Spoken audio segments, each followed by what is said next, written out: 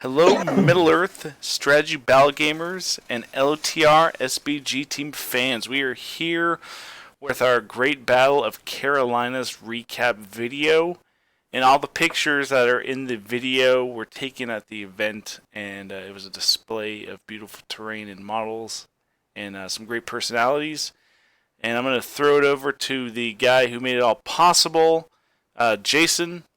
Why don't you go ahead and lead us into the discussion?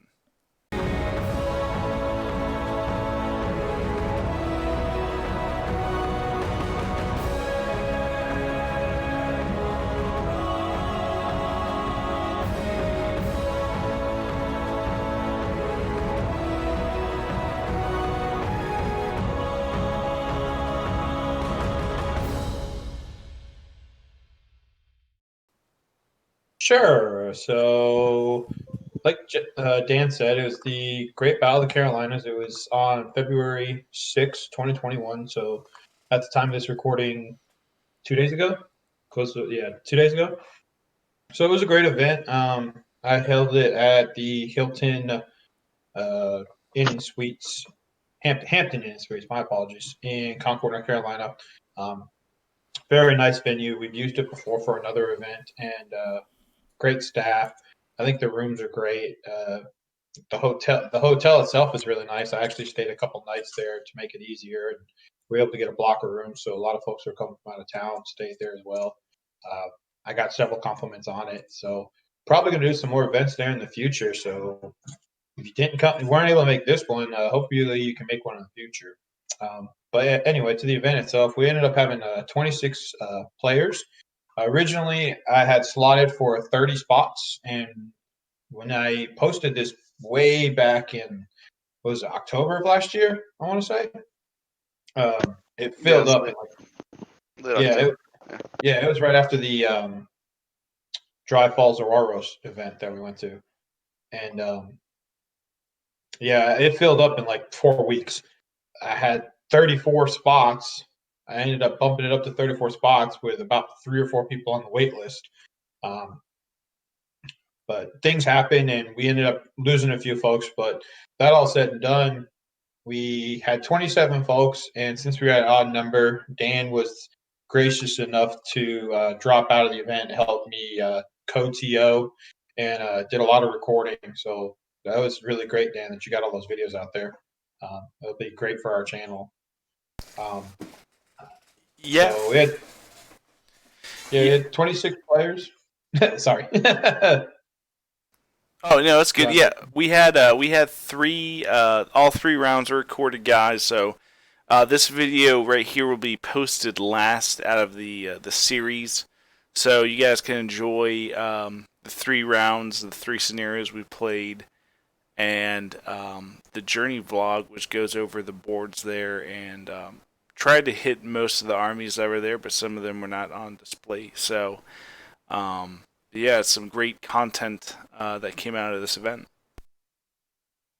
Yeah, I think great content and great fellowship just across all the different groups. I mean, we had 26 players, and the majority of them were from out of state and traveled. So that was really great for them to see folks who A, we hadn't seen in a long time, B, we never met and this is our first time, and C, we actually had a good amount of folks that were coming to their first event ever. I think of the 26 players, um, I want to say about 9 or 10 of them, this was either their first event ever or they were just, or one of their first ones. So we had a couple guys from our local area, Michael Hens and Jacob Spruill, who are actually college students at Clemson, come up, and they've done one event before, and that was one of the ones that I hosted at my house in 2020, February 2020. So I mean, this was their second event ever. So it was great to see some folks that haven't had a chance to get to an event before, and now they're getting to. And I mean, that's also a great sign for the community. I mean, our community is growing, I would say. So it's awesome seeing folks join in and have fun. But yeah, what you guys think? I thought it was a really good event. Last year there weren't a plethora of SBG events because of the situation in the world. And after the Dry Falls tournament, I really wanted to do another tournament because you kind of get that craving, I guess. And You get that bug. yeah, so that was like that Dry Falls. It was in October, right?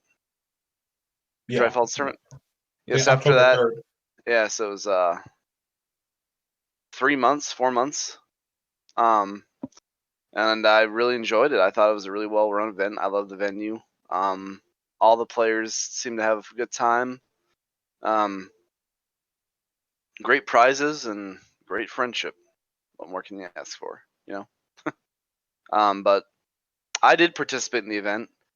I had 3 really good games, and I want to do another one. Jason, host another event next month, please. Hey, I can only do so much, man. No, but seriously. You know how much a logistical nightmare it was trying to coordinate with at one point 34 Yeah. different people. But in all seriousness, it was a good event. No, can't wait for the next one. Yeah, so one interesting thing I want to bring up during this is, so they talk about a lot in boxing or mixed martial arts. If you guys follow that, that if you don't compete in the arena, so to speak, within a certain amount of time, you start losing some skill. You start kind of losing some of your edge that you had, and practice games don't really prepare you for that. Practice games can only prepare you so much for a tournament. Going in there, being fresh on the rules, being fresh off other tournaments, are also really important. And I guess one thing that I think is interesting is that since there have not been so many tournaments within the last year, that I feel like a lot of players came into this thing kind of leveled, like even, so to speak. Of course, there were a lot of guys from the Dry Falls of Roro's tournament, but it seemed like things were fairly competitive. Yeah, I would agree with that. I would say just, as a scorekeeper, excuse me, I'm sorry. As a scorekeeper and matchup maker, I do the typical matchup. I place first against second, second against third, or first against second, third against fourth, so on and so forth, based on rankings. So that's how I do matchups, and it was actually really cool to see because at the end of the day, you would think that maybe there'd be some more of a middle of the road type with the rankings, but we actually had 4 people go undefeated, and it came down to VPs for tiebreakers for uh, you mean basically all 4 positions. One person was able to go 3-0 with 3 major victories, so he had 12 tournament points because the scoring metric I use is a major victory is 4 tournament points, a minor victory is 3, draw is 2, minor loss is 1, and a major loss is 0. And then to achieve a major win, you have to score 4 or more victory points over your opponent. And then a minor is 1 to 3, and of course we know what a draw is equal. But anyway, I had 2 folks that were 3-0 with 3 major victories. Not one, I had 3 or 2 of them. And it came down to victory points being the difference. And then again, the same thing for third place. I had 2 folks that were 3-0, and they had 2 major wins and a minor win, and it came down to that position only being 3 victory points difference. So, depending on the scenario, that's basically just killing an opponent's leader over wounding them. But it was great to see the fact that there was new folks that were up there, and then they also everybody seemed to play pretty well. Also, a lot of cool armies too. Yeah. So if you guys didn't catch it, we're just going to go and throw in there 1,000-point event. This is, I think, the first one I've heard of. Well, I think there's been a couple, but this is definitely one of the few. And, you saw some really scary armies there. Yeah. I mean, a lot of great beasts, a lot of big heroes, So it gave a lot of people. It gave people a lot of tools in each army. Let's put it that way. Yeah, I mean, we'll go ahead. We can just talk about the armies a little bit. So there are, I think, two pure Iron Hills lists, and one of them was a Horde Iron Hill, and then the other one was Iron Hill with Ballista allied in. And I actually thought the guy that was playing the Horde Iron Hills was going to do a little bit better than he did. Of course, unfortunately, his matchups didn't help him in his scenarios, and then one of the boards he played on kind of screwed his movement up, and that kind of hurt him. But then there was Moria, and it was a monster mash in Moria list.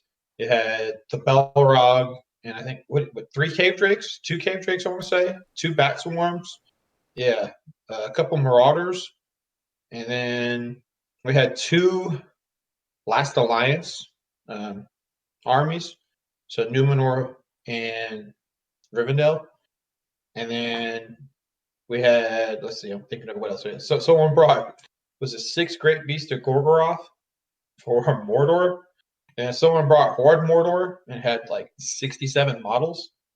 Yeah, I mean it was really cool. There was a lot of really good armies, a couple of Lothlorien armies, and I think both of them had Treebeard allied in, which to me seems pretty smart because Treebeard's a heck of a strong piece.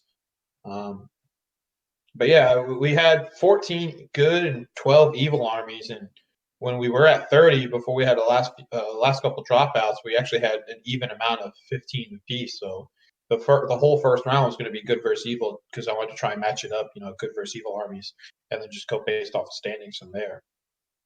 But yeah, I thought the armies were pretty cool. Yeah, there were some cool armies. So the first place winner was playing Gundabad. I think there's 2 Gundabad players there, John and John. John and John. They both are playing Gundabad. Well, John's army. John actually took first place. John Stokes from Asheville. He was playing. It was Dark Denzians of Mirkwood, Dark Powers of Dol Guldur, and Azog's Legion, all allied together. So he had Bulk from Azog's Legion leading some Hunter Works, and then a couple of the Ring Wraiths from the Dark Powers of Dol Guldur leading Hunter Works, and then he had a Spider Queen allied in leading a couple. I think the Mirkwood Spiders, the ones that can do the paralyze. Yeah. So he had it was a yellow alliance, but that's there was no restrictions against that, and he was fine losing his bonuses, and he had pretty large amount of number too, because all he took for his troops, besides the spiders, were Hunter Orcs. Yeah, those Hunter Orcs. I mean, you look at his army and you're like, oh well, this looks like it'd be a fun list, but maybe not like competitive. But he did very good with it. Yeah. Well, those Hunter Orcs having 2 attacks on foot is nothing to laugh at, I think. Yeah, and strength 4. Yeah, that's true. I mean, their biggest weakness is defense 4, but if you can get into combat fast, which I know that's what he's aiming for, because when I was watching his deployments, he was on the line or as far up as he could be, except for the first scenario, which was reconnoiter. So, yeah, that was impressive. Yeah, I think the fact that he was able to defeat Matt Scott in the last round was pretty big. I mean, that was Lords of Battle, and on paper, Matt Scott would have an advantage there with his bolt thrower and his ballista. His bolt thrower and his trebuchet. Yes. So, ideally he would be able to eliminate some of those defense 4 models with his bolt thrower, and then take out some big threats with the trebuchet. And I walked by a couple times. It looked like Matt had a very strong lead, but I guess when things got into combat, then John was able to pull ahead. Yeah, I actually asked John about it afterwards because I thought Matt was going to win it, and Matt deployed exactly how I expected him to, back so he could take a turn or two shooting with the bolt thrower and trebuchets. And John said, yeah, it was like 20-0 by the time we got to combat, but after the second turn, my Spider Queen just mopped the floor, and my Hunter Orcs had 2 attacks, so I was able to surround him and outnumber him, and I was like, well, okay, cool. Yeah. Well, and you also got to think, like, John is wounding the Ministerial Warriors on 5s, and the Ministerial Warriors are wounding his hunter orcs on 5s, but Yeah. if John's able to pick off some of the back line, then he's throwing 2 attack versus his 1 unless he shields. Yeah, that's true. So he'd have number. Well, and he also had numbers advantage from the get go. So even though he lost a few guys, I guess the fact that he had those wraiths and the Spider Queen and Mirkwood spiders running around, being able to do what they do, because the Spider Queen gets knockdown about abilities. She gets monstrous charge. So he said that she made up her points more than enough in every single one of his games. So that's impressive. That's also a lesson. Don't get discouraged if you get down early. You can always fight for a comeback and a come behind victory. Because I definitely thought that was going to be Matt Scott's game to win. Yeah, it's one thing that I guess this tournament actually showed. There were a couple of times where some of the guys had a really rough start, and they were able to pull it out of the fire. Did Well, speaking of rough starts, Joe, how about you tell us about your round one? So round 1.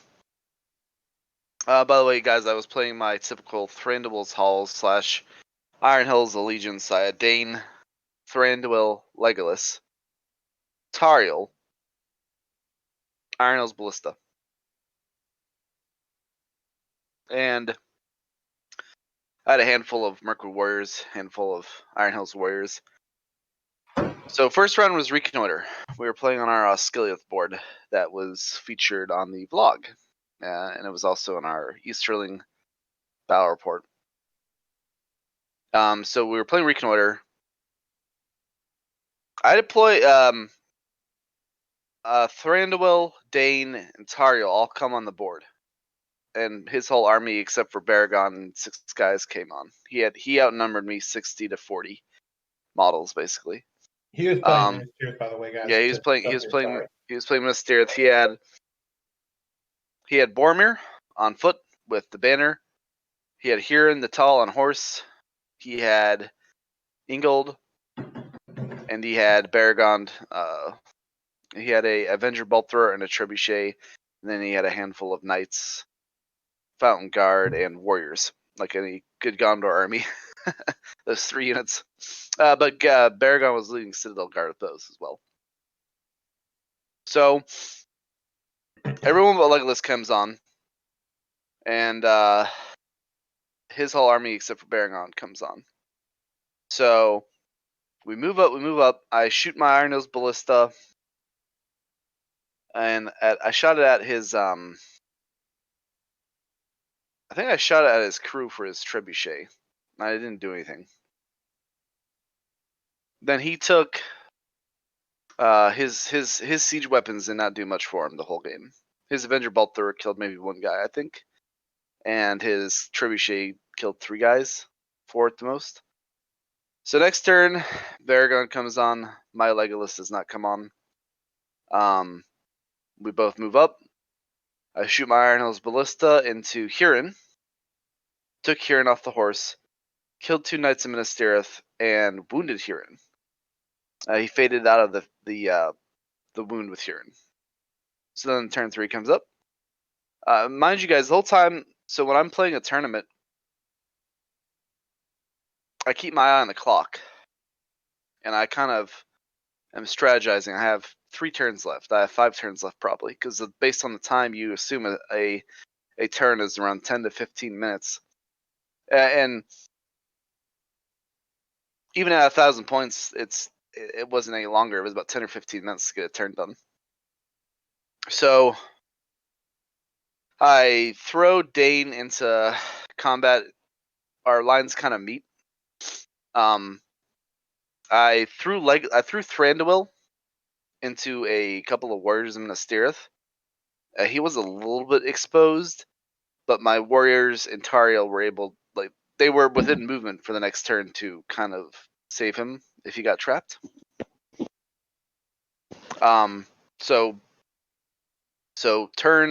This is turn 3, I think.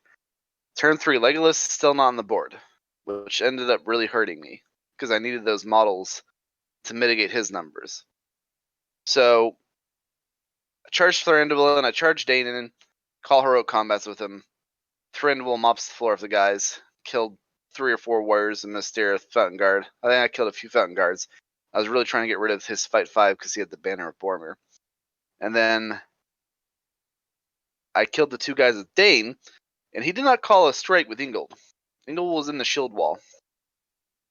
So I decided to charge Ingold and kill him. And I was able to kill Ingold in the first turn of combat.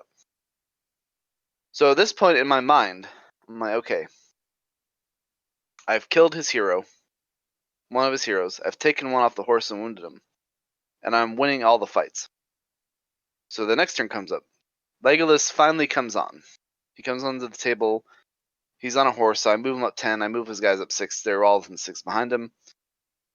He won priority every priority except for like the last third to last turn. So that really hurt me because I was having to spend my might for heroic movements, and the fact that Boromir has 6 might, he's able to. He had Huron right next to Boromir too, so he had 9 might to my 3 because Thranduil was there. So short story, he was able to trap Thranduil because his bodyguard didn't care about my our dismay I popped earlier, and ultimately killed Thranduil in that turn. So Boromir killed Thranduil. Thranduil still had 2 points of might. I'll get into that in a second. And then on the other, so the board had a big building in the middle. I had Tauriel and Thranduil and Legolas going up the left side, my left side of the board. I had Dane and his warband going up the right. Dane and his dwarves were smashing through his warbands to get to the board edge. Legolas, Thranduil, and Tauriel were getting smashed by his guys. I lost like a lot of guys due to getting trapped. So about the third, so about like the 5th or 6th turn, I want to say, I looked up at the clock, and there were 10 minutes left. At this point, I had ran Legolas off the board. I decided to say, you know what? He's almost broken. I'm almost broken, but I can stop him from getting off the board with Tauriel and whatever troops I have left. So I booked up Legolas to get off the board, and I was like, okay, so I'm gonna get off the board. I'm gonna have one guy off. We're both gonna be broken, but I'm gonna get the win because I'm gonna have more guys than him that ran off by 1. But you know, it's gonna be a minor win, but it's a win. So literally right after I told him, I'm like, man, this is a good game. It's close. I think it's either gonna be a low VP win for me or a tie. Right when I said that, there was a 30-minute warning announcement because of what is it, a soft timer you put on? Yeah, I put a 2-minute timer on, and then as soon as I was done, I put a 30-minute hard timer on. So that you got a 2-hour warning, and then after that it was 30 minutes left. Yeah, so as soon as I said that, the 30-minute announcement was made, and I was like, well, I don't know if I'm going to be able to win this now, because there's going to be enough turns for him to be able to do what he needs to do. Yeah, that was the one thing that I realized at the end of the day. I was doing that more for my benefit than everybody else because I was trying to keep track of the time. And when the clock went off, it would buzz on my laptop. So I could be like, okay, I could reset it. But it confused everybody throughout the day. So in the future, I'm definitely just going to keep it at 2.5 hours.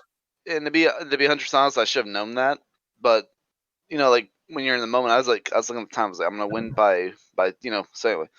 So the 30-minute timer comes on. He does not want to get quartered. We both were broken at this point, but he didn't want to quarter me because I had a lot of guys. I had one more guy than him off the board.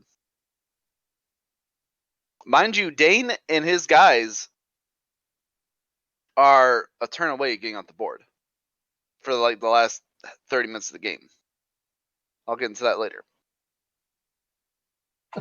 So I decide, okay, I got Dane here. I booked Dane off the board because I need to get models. At this point, he had 7 or 8 models that were about to get off the board, and I ended up taking my Iron Hills crew and trying to tie him up, hoping I killed guys. I lost. Again, I lost all the priorities. I needed at least one of the last turn priorities to win or to tie it. I don't think I would have won. It would have been a tie. So he was able to tie his 3. He had 3 warriors of Minas Tirith who were able to tie up my warband with the guys just because of the way that the terrain was and where my guys were. And he had enough models to ignore my dwarves because he was able to just throw one guy in and take up their controls and then run off. So at this point, I'm in desperation. He is shielding with every single guy in his army. He didn't put Huron in a fight. I forgot Boromir has a shield. He shielded with Boromir just because he didn't want to quarter me yet. Because at that point, it would have been a anyway. So the last turn comes up. It's my time to shine. I got, like I said, I had all my guys on the board edge. He won the priority. Was able to tie up my guys, and then he ran off with a few more. But yeah, but the game was over. He won. It was a major win for him. He had twice the models off, not 3. Yeah, twice the models, I believe. So 5. We both were broken. So 6 to my 1. 6 points to my 1. In hindsight, it was actually a really close game, and I think we've talked about this before. Sometimes VPs don't actually reflect how close the game was. Yeah. And Jerry was a really smart player. He played his army's strengths. His siege weapons did not do much for him. And my siege weapon, it did some stuff for me in terms of like taking Huron off his horse and killing guys. But in terms of like, I should have and I've thought about this after the game. I should have maybe been targeting Boromir with it, but I was trying to take his numbers out. I was trying to get rid of his cav, and I was trying to even the model count. So when we did fight, he couldn't do what he ended up doing, and that's trapping me in my defense. My fight 5 and defense 6 and defense 7 models. It doesn't matter as soon as you start getting trapped, and he's rolling 4 dice to your 1 or your 2 if you shield. So, but it was a good game. Well, He played very smart. I think you played it the smart as well. I mean, again, it's just a scenario where having some extra numbers can really do the difference. Because what you said is exactly what you should have done. You targeted his cavalry to take away his big threat of just running away. I know you had a couple Mirkwood cav, but I believe he had 6 to 8 knights in his list. So if you can take those knights off their horses, then you don't have to worry about him literally just running to one side of the board and either drawing you to that side and running his army to the other side, or that could have been something where he could just get his 6 knights off the board, and you could have never stopped him, and the result would have been the same. So shooting those out were smart, and then I think even targeting the crew of the trebuchet and the bolt thrower are smart, just because of the fact that even though you have pretty good defense with your Iron Hills dwarves when they're in shield wall, they're defense 7, but the bolt thrower is strength 7, so it's going to be winning you on 4s. And of course, having a giant rock come down from a trebuchet can knock you over, and then you spend half your movement standing up, and you already move slow with dwarves, so you don't want to be doing that. So I think you played it smart. With your ballista is your tool to help cover your army, and it And sounds like you played it right. The problem, and it's pretty much the problem with this list I'm taking, and I've conceded at this point. I've conceded it. The problem with this list is the fact that I tend to have relatively lower model counts than so. Prime example, I lost this scenario because he had a lot more numbers than me and was able to funnel through my army basically and get the objective. Using the exact same formula when I versed Ted Cantu in Philly, he had a lot more. He was playing pure fiefdoms and was able to tie my guys up at the board because he had, again, probably about 15 more models than me, I'm gonna guess. and was able to do the exact same thing, which is it's the problem with the army I'm taking. And in the future, I'm gonna try and maybe look the ways to get more. I think after playing this list, I do think one of the hero. If I played at 1,000 points again, Tariel or Legolas needs to get out. I need to put more troops in after playing this 1,000-point event. For other smaller point, like 800-point tournaments, I'll have to adjust it. But then so that's my round 1, which was reconnoiter. I'm gonna cut in on you, Joe. No offense, sorry, but yeah, I think you're right though. The weakness of the army is the fact that it's an elite army because even your cheapest troop, Mirkwood Elf with Glaive, is what 10 points. So you're paying 10 points for every single model or more. They're 10 or 11. I think a Glaive's 2. Okay, so a guy with a shield then. Yeah, but regardless, it's But that was my round 1. Yeah, and I was probably outnumbered. I think I was actually outmodeled every game I had, including my last opponent who was playing pure Iron Hills. He either outnumbered me, but he didn't outnumber me by a lot, unlike my other 2 opponents. So you want me to talk about round 2, or did you guys want to chime in and talk? No, I'm good. Go for it. Okay. All right. So round 2, I versed Calvin Sita, I believe is his name. Yes. I versed Calvin Sita in Capture and Control, and he was playing pure Khazad-dûm. And I think this is his second event ever. Yes, we met him at the Dry Falls of Wargos event. Yeah, and that was his first event, right? Mm-hmm. That's correct. So you guys can actually see this video as the second round battle report we filmed. So I pretty much deployed my army on the center line, and he deployed his army on the center line. He deployed him a little bit back, a tad bit back. But it shows where my army can shine, because first turn I was able to charge Daniel Thranduil into combat. I casted Hour of Dismay. He had Durin, he had a King's Champ, and he had a Dwarf King. And he had a Ballista, and then he had a bunch of Hearthguard, a bunch of Vault Warden teams, and a bunch of Iron Guard. So he had a cookie cutter Khazad-dûm army, basically. I mean, so turn 1, I charge in. His Hearthguard don't care about my terror.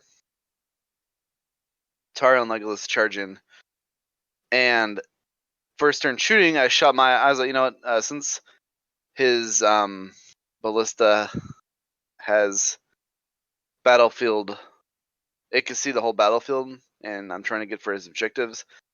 First turn, I shoot my Iron Hills Ballista into his crew for his Ballista, and I ended up killing a siege veteran. So now his Ballista is unoperable because it has to have 2 crewmen, I think, to shoot it. Yep, you got a minimum of 2. So I was like, okay, well, I just neutralized his biggest shooting threat to me. So then, combat-wise, I call a bunch of heroic combats. Dane and Thranduil will do their thing. They kill everything that they fought. Legolas even. I didn't call one of Legolas, and I might have called one of Tariel. I don't remember. But anyway, the 2 big heroes did their thing. They killed stuff. So the next turn comes up. This game was a lot more even in terms of priorities and stuff. Next turn comes up. He charges his Dwarf King, or he charges his King's Champ into Dane. Thranduil also gets charged because he won priority. And the game before, when I versed Jerry, I burned my might really fast on heroics, on winning dice rolls, on priorities. So I decided the second game, I'm going to conserve my might a lot more in order to, be able to play a long game if I have to. But he charged Dane with the King's Champ. He charged Thranduil. He ended up winning the fight against Thranduil. Oh, let me go back to shooting. I shot my Iron Hills Ballista into Durin. wounded Durin. Durin failed his crown, the 6+ Fury or whatever it is, the 6+ save he can get, and then he passed his fate. So my plan was to do it again, shoot into Durin and try and kill him. So at this point, kill wise, I've actually come close to. I came close to breaking him after the 2 turns of combat, but he won the fight against Thranduil and he won the fight against Dane. Ultimately, wounded Dane. I faded out of it. One against Thranduil, I want to say he wounded me. He either won or I won and didn't kill anything. So then the next turn, I should have struck with Dane, but like I said, I was trying to save my might because the game before I really burned through it fast. So, and I had priority, or he had priority, so I couldn't have tried to go for the cheeky Master of Battle because he didn't strike. So next turn, the exact same thing happens, but I won, and I actually charged as King's Champ because I was like, well, if I can kill as King's Champ, then he loses his 2 points of might on that side. Dane can easily kill the King's Champ, right? That was my mindset. He should, theoretically.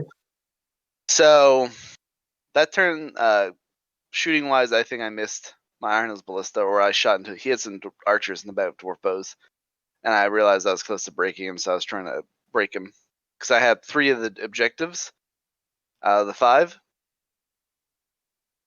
So Dane's fight comes up. He won the fight and did 3 wounds to Dane. And I failed my fate. Dane died. Dane got 1 shot by the King's Champ, which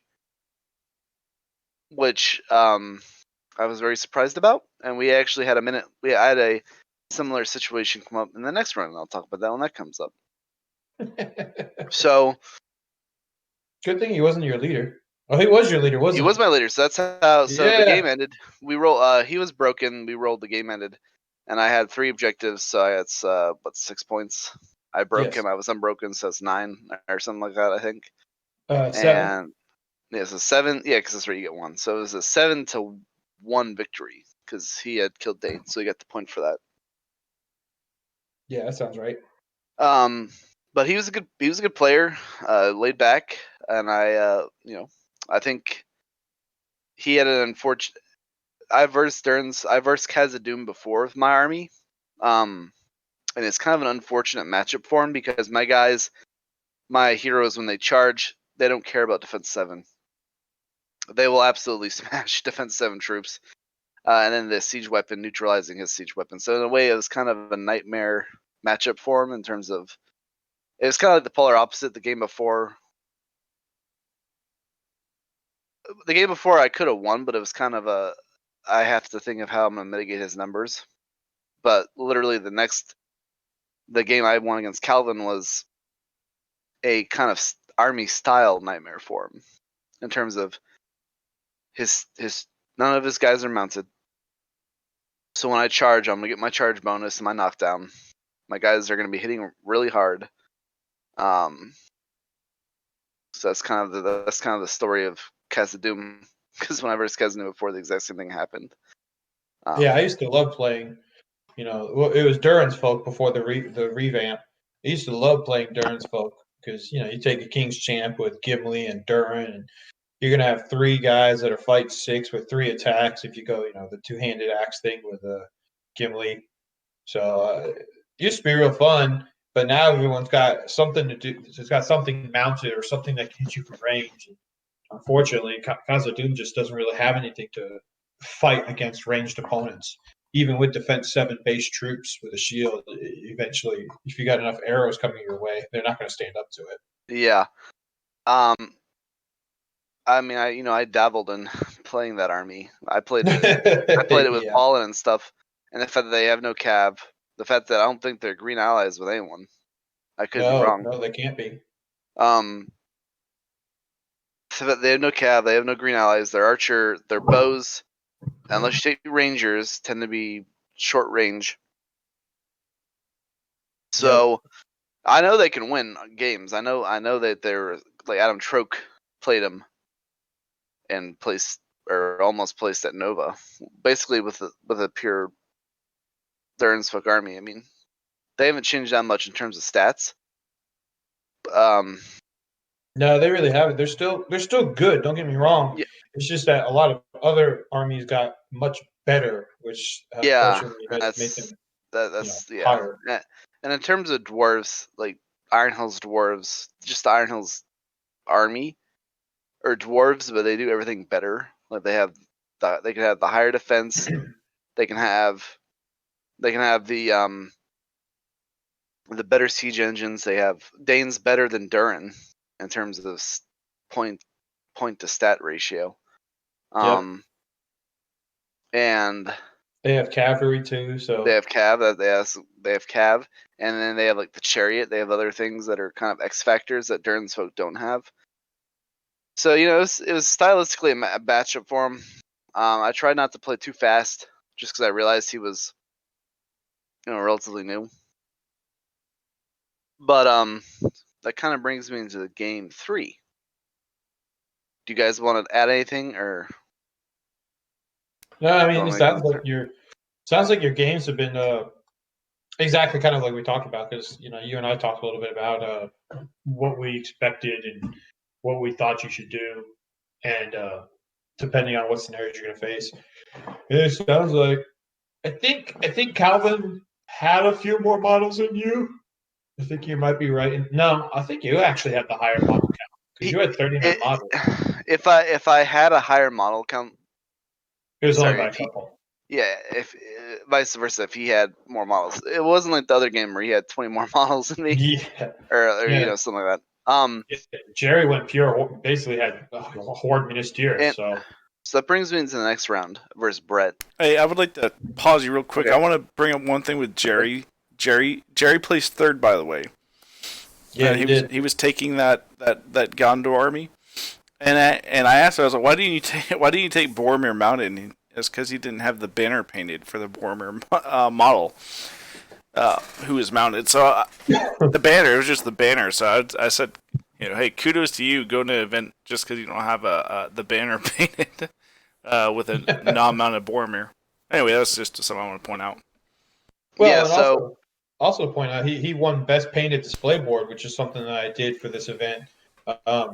You see a lot of folks bring nice, they set up their armies on some sort of display board, and I don't think anybody ever gets recognition for something like that. So I decided to make a category for this event, best display board, and he won it because he basically built a mini Minas Tirith.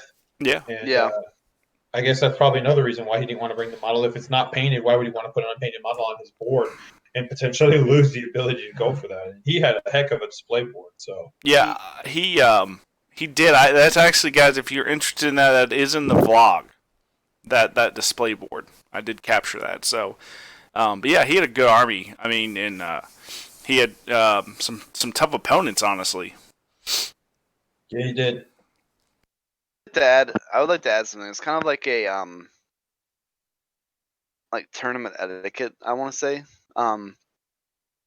So like, especially now, we have a lot of really newer players in the game. Like, we're growing every tournament, it seems like. Yeah, I'm sure it's like that in every scene, you know. So I'd like to say, like, people like me, Jason, Dan, other players out there who just travel and go to a lot of events, have been to a lot of events before the new edition came out. I think when you're versing someone who you kind of know to be a newer player, at the end of the day, yeah. For instance, I lost round 1, and I figured it'd be hard for me to the podium unless I absolutely trashed my other 2 opponents, getting 12-0 victories. And I'd like to say, I think in terms of versing newer players, and I think in order to help them learn and stuff, I think playing like with them in terms of like making sure they're aware of everything you're doing, not trying to give them all these secrets that you have in your army. But like, well, sorry, I just 12-0'd you. Good game. You know what I'm saying? Like, I don't. Yeah. What I'm trying to say is like you don't want to like discourage him. And No, that makes sense. Yeah, I completely agree. and this is like this is not limited to like this event. I've had other games where I'm like, well, and I'll admit I've had games where I versed someone I knew was a newer player, and I did 12 of them, or I did go for the highest VP possible, and I'm like, well, what exactly is that doing to help help them? I mean, I know, and I know it's kind of weird because it is a tournament, and I like placing. I've placed at several events now, but if you lose your round one, you're like, well, because I got 0 TPs my first round. I was like, well, I'm not gonna try and just go in there now and trash my other opponents and just get the highest VPs. I'm gonna try and work with them. I'm gonna try and make sure like they're, what I'm saying, like. Yeah. Basically what Joe's trying to say is that new players, you don't want to discourage them by coming in and basically to put it bluntly, a butt whooping on them. Play nice, like you say, you go and 12-0 somebody and they end the game and their head is spinning because they don't know what the heck you just hit them with. I mean, there are armies out there that are like that. Yeah, but and like, it's good to see folks like, for example, we are talking about Jacob Spruill and Michael Hens earlier. Jacob Spruill was playing the Legendary Legion of Black Riders. So to be a relatively new guy and to play an army like that, which in my opinion is one where you really got to be meticulous with your models, it's good to see that they're trying to learn and trying to play good competitive armies and get into the game. So give them a hand, give them help, give them pointers. Can't hurt. and on the flip side, like if you are doing good at a tournament and you're versing players that normally are on the top half of the table or do really well at events, then go all in. Then do Yeah. But I Don't just be a kind of, jerk, but definitely play hard. yeah. And I think after I lost round one, I was like, okay, well, I don't have to play as hard because I didn't think I was gonna place because I knew at that point I knew a lot of players round one actually got like high VP wins, high TP and VP Yeah. wins. So round two, I didn't play as hard as I could have. And I'm glad I didn't, to be honest. And part of the thing is too is this event, unlike other events, like because we just haven't had as many in the last year, so I was trying to have fun, as Yeah, well. And I this will, agree. and I didn't see this as an ultra competitive event. There, like I said, there are a lot of newer players, and I didn't take my Rohan out, so but that kind of brings me to round three. In round three, it was Lords of Battle, and I was versing Brett from Alabama, I think. Yes, Alabama. Yeah, Alabama. So he was playing Iron Hills with no ballista, no chariot, just Iron Hills with some goat riders, Dane, 2 captains on foot, and Gandalf of Grey. And as soon as I saw Gandalf the Grey and his army, I was like, well, there goes my ability to shoot my ballista accurately at him. So we deployed. He channeled Blinding Light. And I was like, well, I'm going to have to move towards him now. So I moved towards him. His crossbows were eating up my elves. He was shooting my elves with shields. And first turn, he killed like 3. By the time we actually got into fights, so he kind of castled up. All of his army was within 6 inches of Gandalf. He castled up, and I pretty much marched towards him for like 2 turns. By turn 3, there's a tactic I've learned, and actually it's a very effective one. So we were playing on the Bree board. Yes, the Bree board. His army was wedged between 2 buildings, and I was like, okay, Dane and his cav were behind his shield wall. So there's something I like to call the carrot. The carrot being, so if you want to misplace someone's hero or someone's cav unit, misplace meaning you want them to be in a place where they're 2 turns away from where they should be or a turn away from where they should be. So I was like, you know what? He's ahead on the scorecard right now. In order for me to come back, I need to try and displace Dane because Dane was his biggest fighting guy, and I did not want my Thranduil and my Dane having to deal with his Dane for as much as I could. So I send a Mirkwood Cav and I send 2 Mirkwood Warriors around the building from where his shield wall was and my shield wall. I was a turn away from charging him. So at this point too, he had Sorcerer's Blasted Thranduil for 1 turn. He this turn he Sorcerer's Blasted Thranduil, and I rolled a 6 to resist with 2 dice. So I rolled like a 6 and a 1 or something. So I got my will back in my pool. So then we roll for priority, and I got priority, which was great. Or no, sorry, he got priority. Basically, he shuffled his shield wall around and sent his Dane and a few of his guys over and tried to take a bite of my carrot I sent. So he sent Dane over to charge my Mirkwood Cav. He charged his Cav over to take care of the Mirkwood Warrior I had. So he tried to take a bite out of the carrot, and that actually now put his Dane a turn away from where he should be, or in terms of he's a turn away from where the fighting is going to be, at least a turn. He could have gone around the building to try and take the back of my shield wall, but then that's going to misplace his leader. You know what I'm saying? So it's kind of a catch-22 for him. So he tried to blast Thranduil again. I again rolled a 2 will, rolled a 6 with one of them, so I resisted. So I ended up getting 2 points of free will this game, which really helped me. You gotta love getting free will. I've had games where I don't get a single one, and I've had games where I've turned 3 will into like 6 will, basically. So I charge in Thranduil, Legolas, Tariel, Dane, my shield wall, his shield wall, we meet. And his Dane and his guys are now over there fighting my carrot.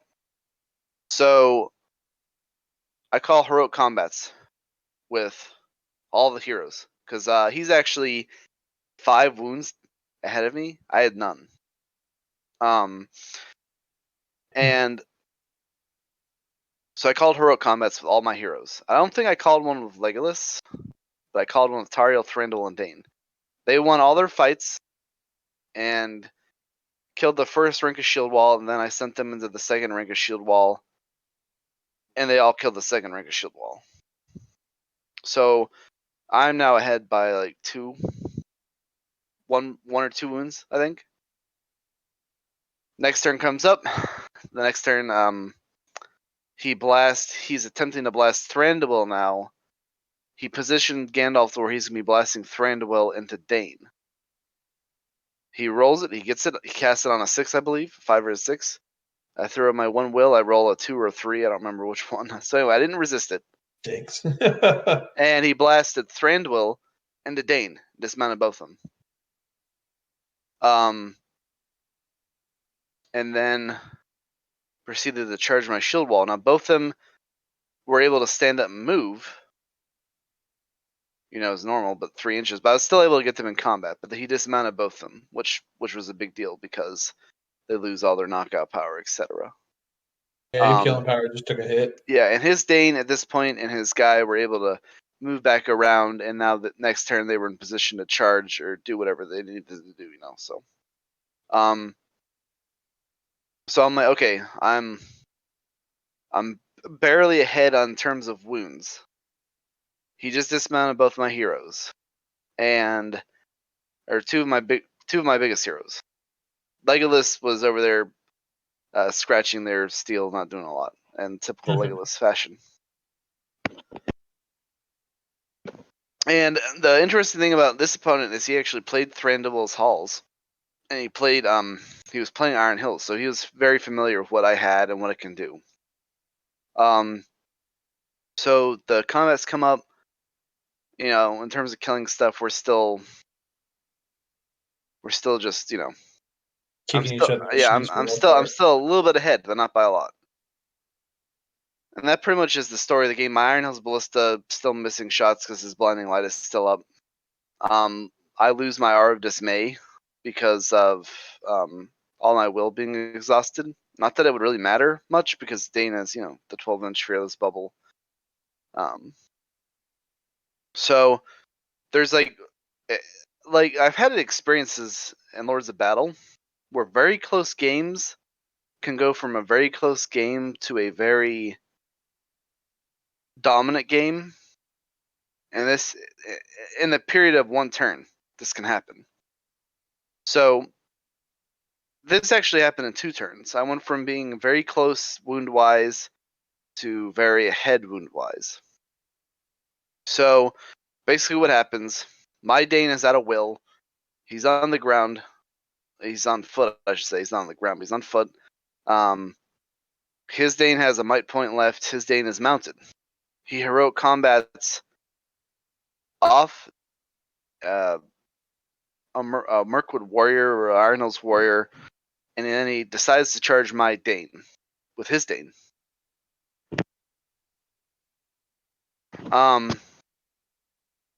No, I believe I had no. Sorry, the turn before he charged his Dane in the Thranduil, and I had won the fight and wounded him, and he had to burn two will point or 2 fate points because it actually matters. So he was down on fate with his Dane, but he had might and he was mounted. So he charges my Dane with his Dane. My Dane had a spear support, and he rolled out of his 4 dice with 1 might point, mind you. He rolled a 3 highest with 4 dice, and then I ended up rolling like a 5 with my 4 dice. So I won the fight, rolled the wound. Dane did 2 wounds to him, and my Iron Hills warrior did 1 wound to him. So he rolled his fate, failed it. So in kind of this freakish way, like the game before where the King's Champ killed my Dane freakishly killed his Dane. And just kind of this combination of really bad dice roll and my really good dice rolls to wound. Hey, So, sometimes you just gotta get lucky, And that's one thing about Lords of Battle and Heroes is a hero dying can feed your opponent a lot of tally marks, a lot of wound points. So off Dane, I got 6 points. Plus, you get a point of might back too because you killed a hero. I forgot about that. Everybody does. As I always do, I forgot about that because Legolas would have gotten a might point back. So then the next turn, my Legolas charges his Iron Hills captain. I'm like, well, what are the odds of me killing him? I charge him, win the fight. And I ended up doing 3 wounds to him.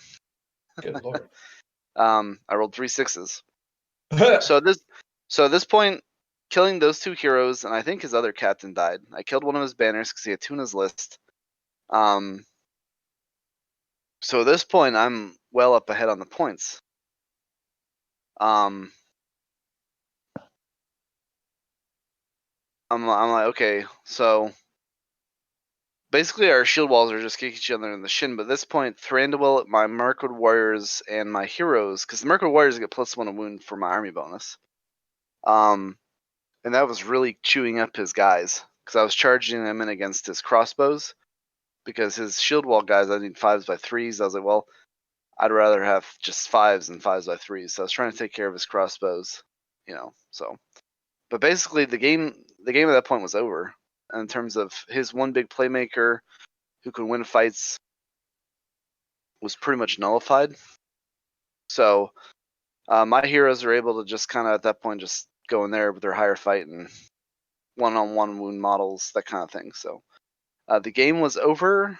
I believe I had more wounds than him. I didn't have double the wounds. It was close, but I didn't have double the wounds. He was broken. I was unbroken. So was that 6-0, I believe? Think so. And you got the leader kill. I didn't get the leader kill. So yeah. So whatever all that was what my yeah that makes sense because you got 8 points. But he was a really good opponent. I believe. I don't know if he's a newer player. I don't really know what the story was. This was his first event. Yeah. So, but he was a really tactically sound player. I understand his tactic was good, but it's kind of one of those things where in a game, one really bad turn and some really bad dice rolls. That's kind of like the thing is, I know people say that you can't blame your dice rolls, but I mean that one situation right there, if he had rolled a 5, if he had rolled a 4, he could have tied the fight or he could have won the fight, and then he could have killed my leader, and then I think the scenario would have been an opposite. He would have had the advantage. Yeah, So because then you're big killing. I mean, you already had all your heroes on foot, and then taking out Dane, who can still do a lot of damage when he's on foot, just because of the fact that he's strength 5 with Burley and the two-handed axe. But if you another had lost him, that would have been really bad. another rule I forgot about. I'm not sure if it would have mattered, but another rule I forgot about because I'm pretty sure my Dane mopped the floor with everyone he fought. My man of the not just the match, but my man of the tournament was Dane. Like killing one turn, killing Ingold. Granted, he died to the King's Champ. But I actually forgot about his headbutt rule too. Yeah, that's So one we forget about too. yeah, there were a few like the Lords of the Battle thing. I always forget about that rule. So that's kind of the my 3 games. So all 3 of my opponents were really chill. I enjoyed playing all 3 of my games. All 3 of them had very tactically sound armies. But my Iron Ballista did end up last turn of the game, or second to last turn. It was one of the two. Was able to kill like 3 guys. I was able to shoot into his crossbows. But I think that my last game. Oh, and by the way, yeah, and none of my except for the first game, which that's kind of the problem with Reconnoiter in general, is that that game tends to last kind of longer than like Storm the Camp tend to be longer drawn out games. All my games ended before the time limit. So in terms of like a 1,000-point event now, I kind of could see. I know last round there were still quite a few games going on, like before the time limit ran out. Yeah, But since you bring, none of sorry, my go ahead. games did, except for the Yeah, first one, which is the scenario, I think. so I picked Reconnoiter for the first one. So it was Reconnoiter for round 1, Capturing Control round 2, and Lords of Battle round 3.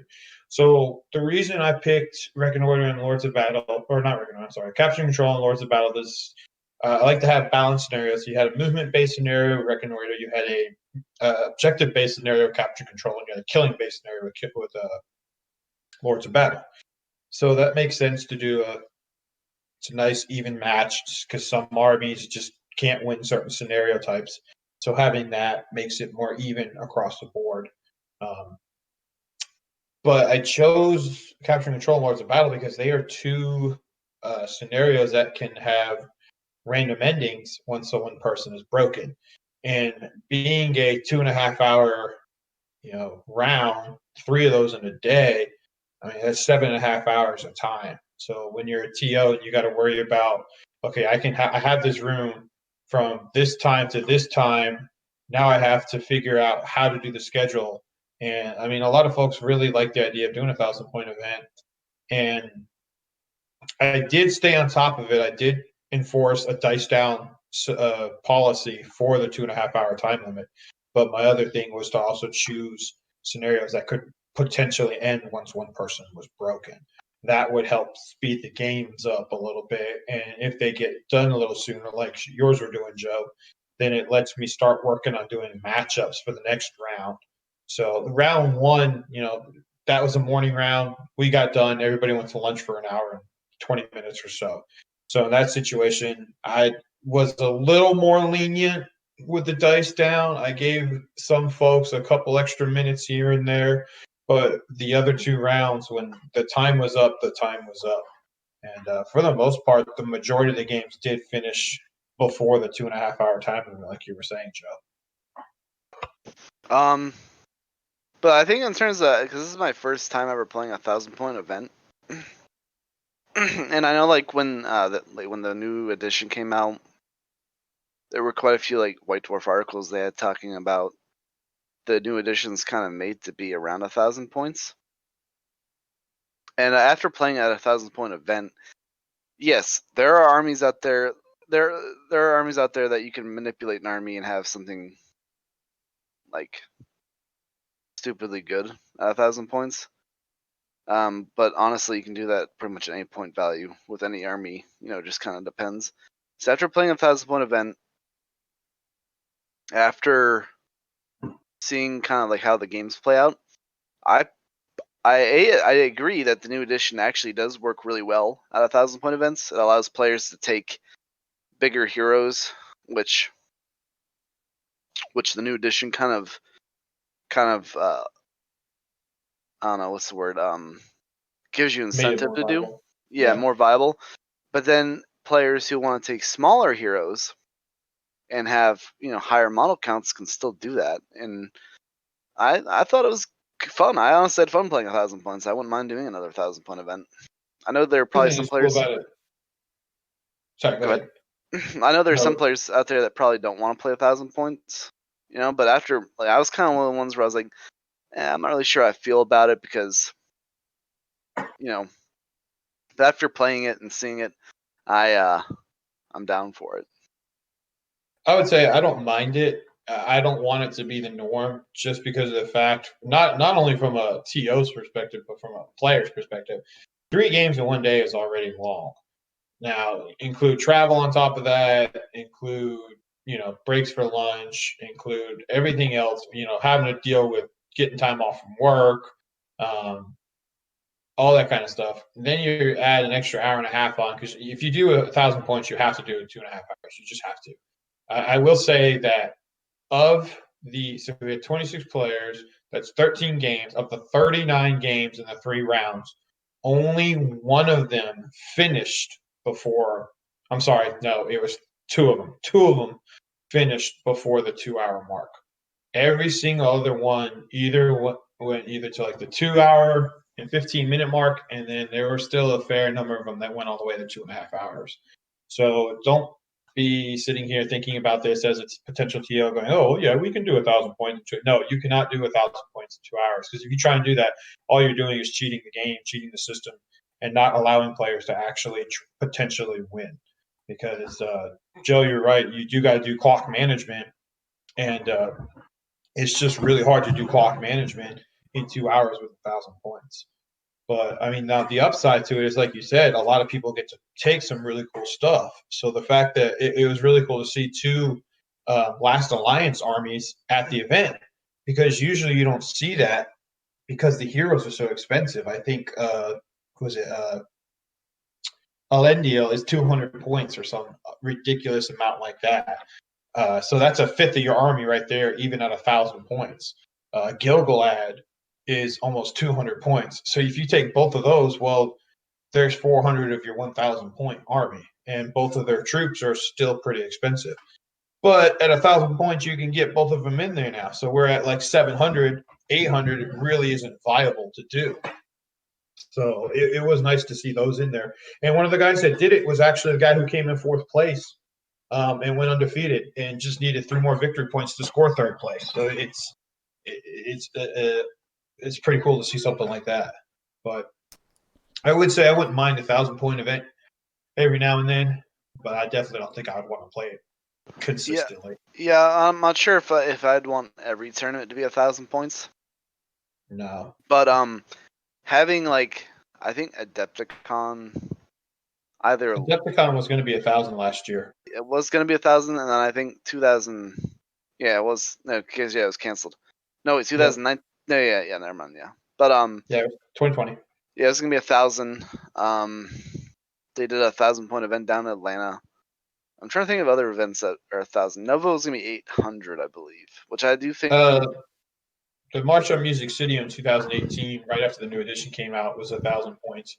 And that wasn't too bad because they did 4 rounds, but it was 3 rounds one day, and the 4th round was the second day. So I think 800 is still the sweet spot. Yeah. But after playing 1,000 points, I'm not as dead set against it as I was. Yeah. In terms of participating in it. No, so I've done 2 of them. They're fun. They are fun, but they are definitely exhausting.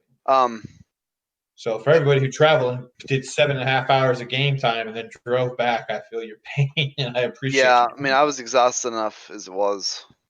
And I live 30 minutes away from where the event was, so I can't imagine. Yeah, that's why I took another night at the hotel. Yeah. Yeah, I was like, I do not want to pack all this stuff up and drive 45 minutes home. I do say I think it was cool seeing 2 Numenorian players and being able to see Elendil and Isildur take out a great beast in one turn. He was pretty awesome. I've always wanted to see what Elendil can do, so it's cool. I honestly think Numenor. Sorry, I think if you're gonna play Numenor, I do think you have to take a Last Alliance army. And I honestly think that the army is kind of a sleeper army because not a lot of people at this point are playing that. I do think, like for me, I'd be willing to play that army, but I want to wait till like a supplement comes out for it and we get some new models because I think eventually it's gonna happen. I honestly thought it was gonna be the next supplement, but I'm probably gonna be wrong. But I think looks that like it's going to be Easterlings. yeah, Easterlings of some sort. But I do think that's kind of a sleeper army. Of course, Elendil is a beast. Of course, Isildur is a beast. I think Numenorean warriors being defense 5, yeah, but you know what? They're strength 4. And that actually matters a lot. And also the fact that's just basically what Dunland warriors are. Yep, and you could take fight 4. Well, they're fight 4 too, but you could take fight 5 spear support. Or fight 5. Yep. Yeah. And then the fact that you could take someone like Gilgalad or Elrond or Círdan. Or even Glorfindel. Yeah, or Glorfindel. Yeah, I believe he did have Círdan. I think he had Círdan with Enchanted Blades. I think. I think he did, which is awesome. One of the guys was doing Círdan. But let's talk about let's talk about the top 3 armies real quick. So number 1 was John, who we talked about. Number 2 was Victor, who I would like to discuss his army, and number 3 was Jerry. Jerry. So we talked about the Horde Gondor with Boromir. Yep. Or Flagomir, as they call him. Yeah, Jerry calls him Flagomir. And let's see. We talked about John's army quite a bit as well. Although I do want to go back to we didn't talk too much about John's army. Like he had Bolg. Yeah, I would like to go back to that real quick actually. So Bolg versus Matt. Did Matt have what was Matt's biggest hero? Did he take Aragorn? I don't think he did. He did not. His biggest heroes was Théoden. He had Théoden with Royal Guard, and that was his mobility / shock troop thing. So you just think about it's not too unrealistic then, because if Bolg could get in there, because I think from what I saw, Bolg went in against the Rohan. It was mopping the floor with them. So the fact that Bolg is going to outfight every hero that he has, and just, I mean, that's a big deal. And then you can start adding a lot of points on fast. Strike, Yep. That's something I wanted to point out is I don't think Matt didn't have. I didn't think I saw him, and now I know he didn't have him. And so then he had more of a horde army with the. It was pretty well balanced because it was hoarded, but he had a good amount of might because he had 3 smaller heroes with Minas Tirith and then Théoden himself. So Théoden was actually his leader as well because of the fact that he was a hero. He's a hero legend. He was the only hero legend he had in his army. But we talked about this before. You know, Théoden is not the strongest hero legend in the game. He's probably the worst one. Let's be honest. Having to rely on him fighting Bolg, you got to give the odds to Bolg in a big way. Yeah. So I could see where that game became lopsided when combat rolled around. But Victor, I did watch a lot of Victor's last game. He placed second. He was playing the was it the Deasons? He's playing Dol Guldur. Yeah, he had Asdog, some Warbats, Sauron, and then a number of the Ringwraiths. The Ringwraiths, yeah. So that army's been popping up quite a bit in these tournaments, and it actually has been doing very good in them. And he versed, all great beasts in the last round in Lords of Battle. So I guess having those tricks up your sleeve with the Necromancer and the Ring Wraiths is a pretty big deal. Not to mention them supporting Azog. I could see where they could really inflict some damage. Yeah. Yeah, because Azog's got you're gonna have a lot of might in that. Well, you're not gonna have a whole lot. But 9 points with because the Necromancer's got 3. But having Azog running around with 6 of his own is nothing to laugh at. And I know we talked about the Necromancer being a good kind of support hero with Azog because he can give Azog a blinding light or whatever it was. It's not blinding light, but it's the dark. Shroud of Shadows. Yes, and so that makes a lot of shooting attacks null and void against Azog. Yeah. Against the whole army too, really. Yeah, true. I mean, and so I was proud of that. I thought it was cool that he placed with that army and that you're seeing that army go becoming more popular, I suppose, in the tournament scene. John Stokes has played it before in one of our little small local events, and I think he did pretty good with it. I can't. Yeah, I think he got like second or third place when he played with it. So yeah, it's definitely a pretty good army. It's another one like the Black Riders one where you have to definitely kind of micromanage what you're doing and be very meticulous with how you're moving and spending your using your models. Yeah, and it kind of does help, I suppose, having that model management ability where you don't have like you're playing 1,000-point event like you have said, and you're controlling so many models each turn, it becomes kind of tiresome. But having smaller model management could help with fatigue.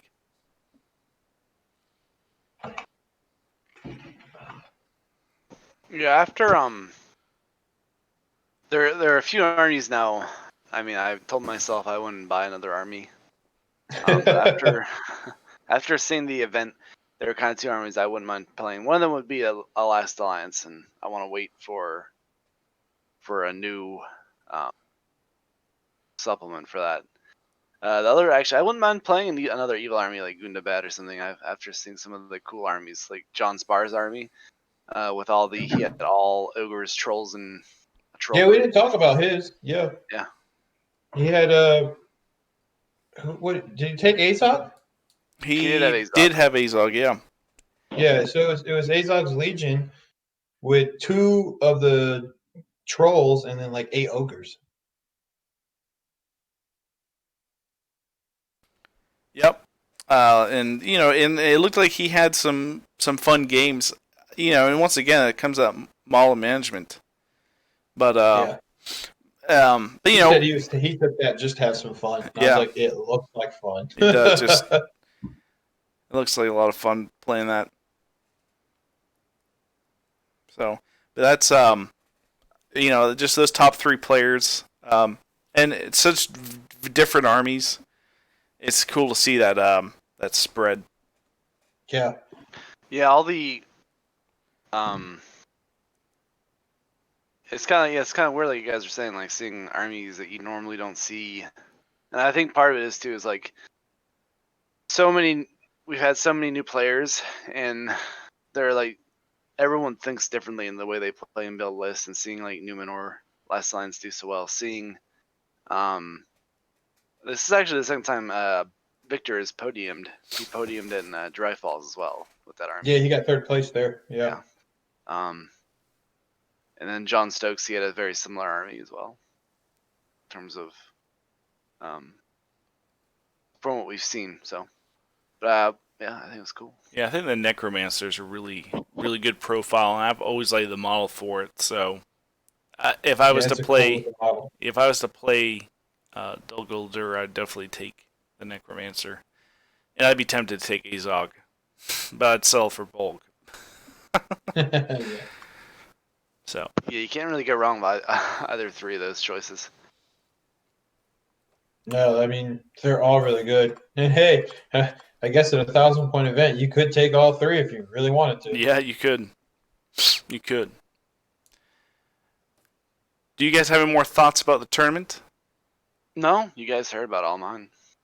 Oh, Yeah, I think I've gone over everything. I will say this, and Joe can chime in if he wishes.